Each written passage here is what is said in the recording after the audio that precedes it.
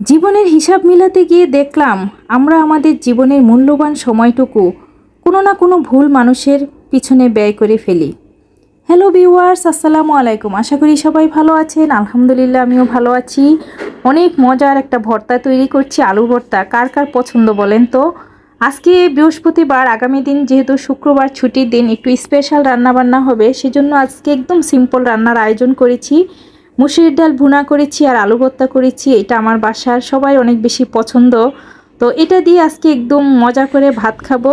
আর এই তো আপনাদের ভাইয়া অফিস থেকে আসার সময় সে ময়নার পরীক্ষা হয়ে গিয়েছে, ময়নাকে স্কুল থেকে নিয়ে আসছে।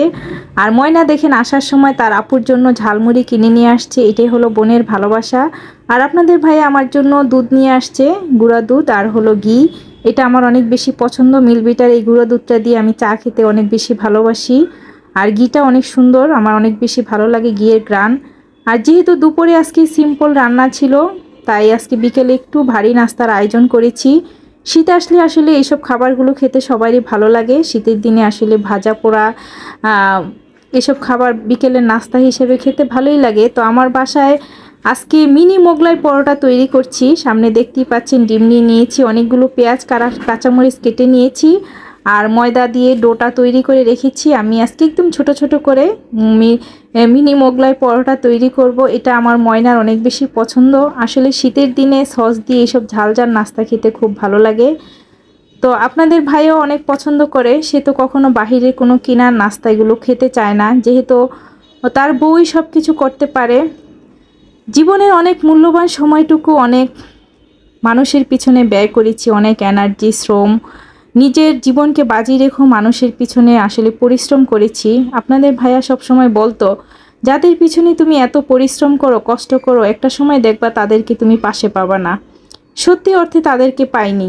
আমি তখন আপনাদের ভাইয়াকে আসলে বলতাম যে তুমি আমাকে বুঝতে শিখো না, তুমি আমাকে একটু বুঝো না।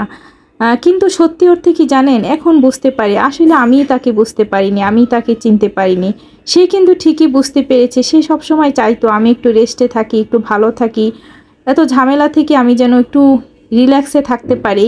কিন্তু আমি তখন খুব বিরক্ত বোধ করতাম, কেন তুমি সবার জন্য করলে এরকম করো। সে বলতো তুমি যখন হসপিটালে বেডে থাকবা তখন দেখবা তোমাকে দেখার মতো কেউ থাকবে না। সত্যি অর্থে আমার পিছনে কেউই নেই, আমার পিছনে আমি কখনো কাউকে পাইনি। আমার ময়না যখন পৃথিবীতে আসে, আমি একটা কঠিন সময় পার করছিলাম।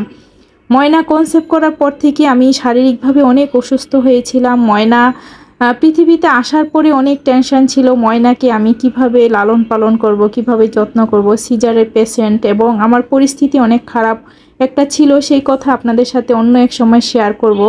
তো যাই হোক, তখনও আমি কাউকে পাইনি, তখনও আমার পাশে কেউ ছিল না। আমি যাদের পিছনে অনেক কষ্ট করেছি, অনেক শ্রম দিয়েছি, যাদের ভালো রাখার জন্য চেষ্টা করেছি, তারাই আমাকে পিছন থেকে চরমভাবে আঘাত করেছে। আর যারা জীবনে কিছুই করেনি, তারাই এখন আসলে ভালো, তারাই এখন ভালো আছে, তারাই এখন ভালো হচ্ছে। আমি এখন খারাপ হয়েছি। আসলে আল্লাহর বিচার কি এত সহজ?